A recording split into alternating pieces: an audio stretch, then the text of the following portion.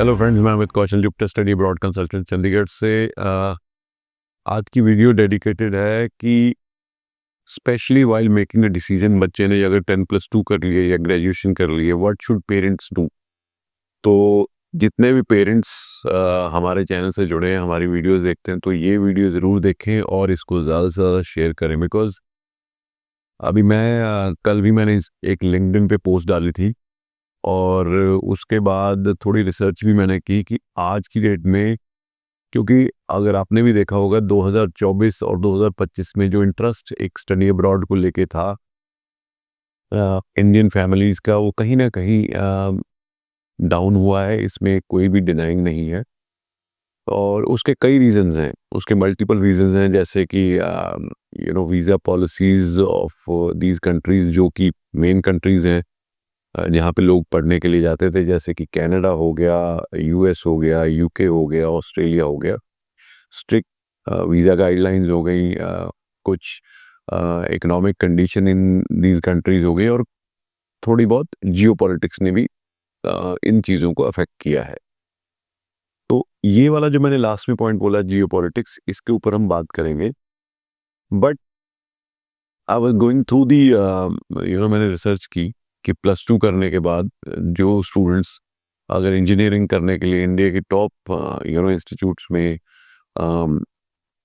Admission लेते हैं, तो I just made some graphics कि अगर वो यहाँ पे एडमिशन लेके या बाहर पढ़ने के बाद व्हाट इज़ दी आउटकम, और क्या उसमें डिफरेंस है। अगर हम इंजीनियरिंग की बात करें तो आईआईटीज़ हो गई, उसके बाद एनआईटीज़ हो गई, और एक्रेडिटेशन जो इंडियन आईआईटी या एनआईटीज़ की है वो है AICTE NBA ऑफ इंडिया।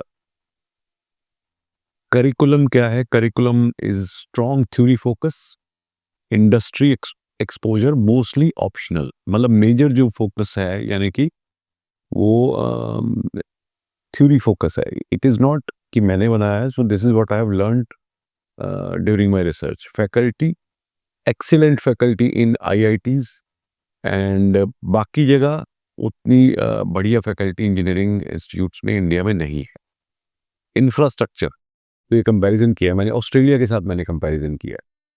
तो मैं बताऊंगा, मैं बोल रहा था कि वाई जियोपॉलिटिक्स एक रीज़न है, उसके बारे में बताऊंगा कि मैंने क्यों ऑस्ट्रेलिया को चुना इस कंपैरिजन के लिए। तो इंफ्रास्ट्रक्चर में भी वो लिखते हैं कि जो it is very good and but it is limited to IIT institutes only. Infrastructure ये नहीं होता कि कितनी अच्छी बिल्डिंग बनी हुई है या कितना अच्छा वहाँ पे एस्थेटिक्स है। इंफ्रास्ट्रक्चर है क्योंकि जो इंजीनियरिंग के प्रोग्राम्स है, they demand lot of investment, lot of lab work, lot of engineering की। जैसे अगर हम ऑटोमोबाइल इंजीनियरिंग की बात करें, so do they have the required infrastructure to to make a new automobile, चाहे वो कार या कुछ भी, या उसको रिपेयर करने के लिए। या उसी तरह से जैसे मटेरियल साइंस की मैं बात करूं, तो मटेरियल साइंस में, नैनो टेक्नोलॉजी में, do they have those facilities, those labs to be able to extract H2O में से हाइड्रोजन को अलग करना, ऑक्सीजन को अलग करना। तो उस तरह की बात कर रहा हूँ, जो कि अगर मैं इंडिया की बात करूं तो इंडिया में that is limited to IIT institutions only, because वहीं पे मेजर फंडिंग जो है वो इंडिया की गवर्नमेंट की जाती है। अगर हम इसको मैं कंपेयर करूं, तो जो मैं कंपेयर कर रहा था कि जो टॉप इंस्टीट्यूट्स, अगर हम इंजीनियरिंग की बात करें, तो अगर मैं ऑस्ट्रेलिया में बात करूं तो almost all Australian government universities, they are their degrees are recognized or accredited by Engineers Australia or Washington Accord. Engineers Australia is a independent body जो कि इंजीनियर्स की असेसमेंट करती है, और जिसकी वजह से वो then students get their permanent residency assessment के बाद।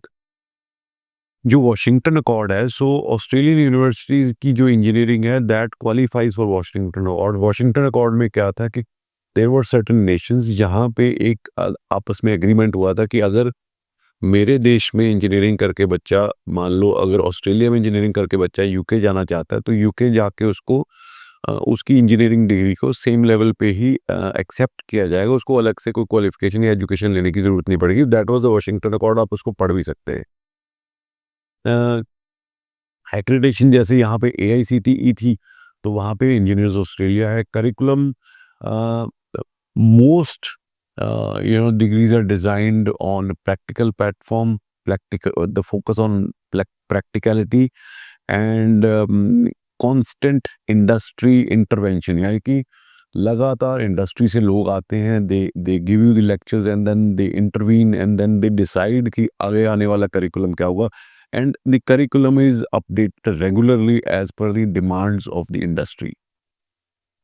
तो सबसे इम्पोर्टेंट चीज़ जो हम अगर बात करें वो ये है कि कैंपस प्लेसमेंट जो आईआईटीज़ में होती है, सो एवरेज, मैं आई एम नॉट सेइंग कि जो टॉप के प्लेस बच्चे होते हैं उनकी मैं बात कर रहा हूँ, एवरेज की बात कर रहा हूँ, they go at a salary package, average starting salary package of 25 to 30 lakhs per annum. Whereas if somebody does this engineering from Australia, so they start from 70 to 90,000 Australian dollar to begin with. उसी तरह से जो top recruiter वहाँ पे हैं वो हैं Deloitte, Telstra, एक्सेंचर्स और बाकी वहाँ की इंजीनियरिंग कंपनीज है।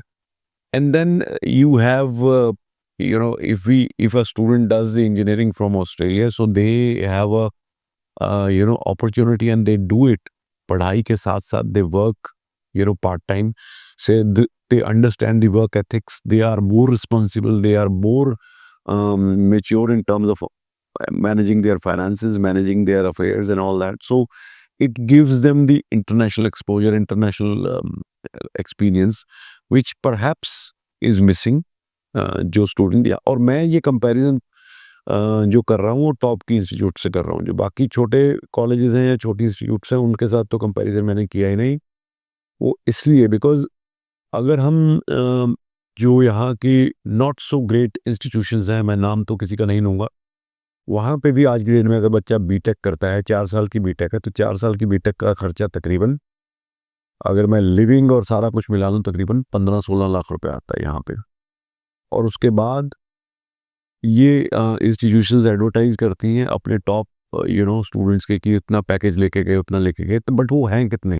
Month I had a meeting with one of the professors of pack और एक केमिस्ट्री के head of department Punjab university के, तो ही वाज सेइंग कि only 5 to 6% of their these new institutions जिनकी जो अभी आए हैं आजकल, they get the package they are advertising, and rest 90 to 95% they do not have the opportunity, or they do not get the amount which the the other top institutions graduates they get. Like PEC, say PEC is a relatively good institution, then there is a Thapar Institute, now it is a deemed university, या फिर IITs NIITs तो हैं ही हैं, but other than that it's not, अगर सिर्फ आपने एक education degree लेके अपने घर का बिजनेस शुरू करना है या कुछ और करना है, so then it is okay, then it is understandable, but other than that, अगर आप if you have high ambitions, growth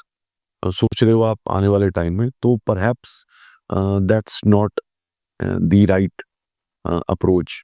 और उसके बाद मैं जियोपॉलिटिक्स पे आता हूँ। अभी आप देखिए कि वेस्टर्न वर्ल्ड में माहौल जो है वो थोड़ा सा टेंस चल रहा है, so which is understandable, and perhaps that is why many parents have put their plans side पे कि भाई अभी तो ऐसा है। बट देन इस सारी कॉन्फ्लिक्ट के अंदर एक शाइनिंग स्टार जो मुझे नज़र आता है वो है ऑस्ट्रेलिया या न्यूजीलैंड, क्योंकि ये दो कंट्रीज ऐसे हैं, they do not share borders with any other western countries, because और ना ही ये उनके पास है या उनकी उसमें है।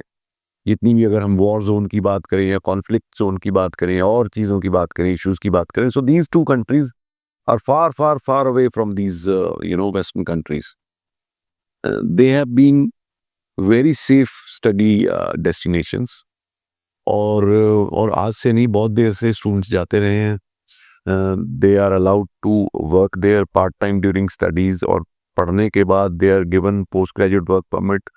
और मैं अगर ऑस्ट्रेलिया की बात करूं तो it goes up to 6 years post study work permit, 6 years of course for after PhD, पर अगर मास्टर्स की है तो मास्टर के बाद भी 5 साल तक का, और ग्रेजुएशन के बाद 4 साल तक का आपको पोस्ट ग्रेजुएट वर्क परमिट मिल सकता है। So this is one thing which is missing in other destination. और उसके बाद then you have option to stay back, because ये जो कंट्रीज हैं इनको कहीं न कहीं स्किल्ड लोग तो चाहिए। और उससे बेटर क्या हो सकता है कि जो इनके कंट्री में आके अच्छे कोर्सेज़ करें, चाहे वो कंप्यूटर साइंस है, इंजीनियरिंग है, आईटी है, बिज़नेस एनालिटिक्स के कोर्सेज़ हैं, साइंस एंड हेल्थ के कोर्सेज़ हैं, स्पेशली हेल्थ में अगर मैं बात करूँ, तो उसमें आपके नर्सिंग हो गया, पैरामेडिक्स हो गया, these kind of degrees which are very important, social services, social work. तो तो ये सारी चीज़ें जो हैं, ये आपको इस कंट्री में जाके या बाहर पढ़ने के बाद आपको अच्छे करियर दे सकती हैं। बट अनफॉर्चुनेटली अगर हम इंडिया में रह के सोचें कि हम सोशल वर्क का काम करें या सोशल वर्क की डिग्री ले लें या कोई बिज़नेस की नॉर्मल डिग्री ले लें, if it is not from IIMs या टॉप की इंस्टीट्यूशंस, तो सो स्टूडेंट्स के वो ग्रोथ प्रोस्पेक्ट्स नहीं हैं शायद, unfortunately. I am not saying कि मैं उस तरह से डिमीन नहीं कर रहा हूँ, बट अनफॉर्चुनेटली क्योंकि यहाँ पे लोग कंपैरेटिवली बहुत ज़्यादा हैं as compare to top institutions, तो हमेशा से ये कंपटीशन रहा ही है। अब आप देखो, यहाँ पे बच्चे को जो उसकी मेन ग्रोथ के ईयर्स होते हैं, starting from toddler to their teens, एक कांस्टेंट प्रेशर है जो कि स्कूल से लेके कॉलेज तक मेंटेन्ड है। क्योंकि हम लोग एज अ पेरेंट भी सोसाइटी की तरह ही बन गए, because society forces us to keep that pressure, that momentum on our kids. क्योंकि साथ वाले का बच्चा तो इस जगह जा रहा है, स्कूल में जा रहा है, वो तो इतने नंबर ला रहा है। ये अनफॉर्चुनेटली बड़ा, it's not a right environment to the raise the kids. क्योंकि वो बच्चे का ध्यान जो उसकी ओवरऑल ग्रोथ में होना चाहिए, वो इसी कंपटीशन में फंस के रह जाता है। And that the epitome of this competition is JEE, या इसकी आईआईटी जेईई की तैयारी या नीट की तैयारी। आप देखो, अ, जो बच्चे आईआईटी जेईई या नीट की तैयारी करते हैं, वो वैसे ही बड़े ब्रिलियंट, बहुत इंटेलिजेंट बच्चे होते हैं, but they still have to go through that agony, that pressure. और उनमें से तकरीबन 90% तो सेलेक्ट भी नहीं होते, और वो 90% ये फील करते हैं कि हम कहीं ना कहीं लैग कर गए, हमारे में कोई कमी है, इस वजह से हम आईआईटी का एग्जाम नहीं क्लियर कर पाए या नीट का एग्जाम नहीं क्लियर कर पाए। तो वो एक मेंटल ट्रॉमा, एक एगनी, एक स्कार उनके उनकी पर्सनैलिटी पे हमेशा के लिए रह जाता है, जो कहीं ना कहीं आगे उनकी ग्रोथ में एक हिंड्रेंस, एक इम्पेडिमेंट बनता है। तो बजाय उस रेस के, हाँ, अगर आपको लगता है आपका बच्चा इज गुड इनफ और आप उसको सपोर्ट करके उस लेवल तक यहीं पे लेके जा सकते हो, very good. But other than that, मेरे हिसाब से ये सोचना चाहिए, क्योंकि लाइफ अब उतनी इजी नहीं है जितनी शायद जब हम बड़े हो रहे थे उस टाइम पे थी। The competition is growing day by day, technology is coming. शायद हम यहाँ पे हमारे जो इंफ्रास्ट्रक्चर है या हमारी जो इंस्टीट्यूशन है, उस हिसाब से कोप अप नहीं कर पा रही हैं to deliver that kind of education on mass level to kids, जो जो कि चाहिए। एक नीश, यानी कि थोड़े से लोगों को उस लेवल की एजुकेशन मिल पा रही है जो एक कंपटीशन और उस रेस को क्लियर करके आगे जा पाते हैं। बट जो मास मेजॉरिटी है, उनको वो उस तरह की एजुकेशन नहीं मिल पाती, चाहे आपके पास पैसे कितने भी हों यहाँ पे। बट अगर आप आपका बच्चा स्टडी अब्रॉड के लिए चूज करता है, तो उसको पैसे थोड़े एक्स्ट्रा देने पड़ते हैं, बट देन ही और she is given an opportunity to grow, excel. उसके बाद ग्रो करना, एक्सेल करना, फिर आपके बच्चे के ऊपर डिपेंड करता है। वहां पे अपॉर्चुनिटी उसको बराबर मिलती है, एंड देन वहां पे कुछ ना कुछ बच्चा आपका कर लेगा। उसका रीजन ये है, अपॉर्चुनिटीज हैं, कंपटीशन, कंपटीशन तो नहीं कहूंगा, एक क्रॉस कल्चरल एनवायरनमेंट है जो कहीं ना कहीं बच्चे को उसका स्किल जो है उसको बढ़ाता है। क्योंकि पार्ट टाइम जॉब करना बच्चा सीख जाता है, अपने बजट को मैनेज करना सीख जाता है, तो बहुत सारी चीजें जो हैं वो ऑटोमेटिकली हल हो जाती है। But yes, the primary objective of the kid should be to study first. बाकी चीजें अपने आप होने लगती हैं। गड़बड़ कहाँ होती है? जहाँ पे हमारा प्राइमरी ऑब्जेक्टिव पढ़ना नहीं है, हमारा प्राइमरी ऑब्जेक्टिव बस जाके वहाँ पे काम पे लग जाना है, फिर हर चीज जो है, हर एक जो पर्पज है वो डिलीट हो जाता है। And then later on we regret कि जी फलाना कंट्री तो ठीक नहीं है, जी यहाँ पे ये पॉलिसीज गलत है। भाई, आप जिस काम के लिए यहाँ पे आए थे, जो वीजा लेके आए थे, क्या आपने वो काम किया? क्या have you been true to your visa conditions?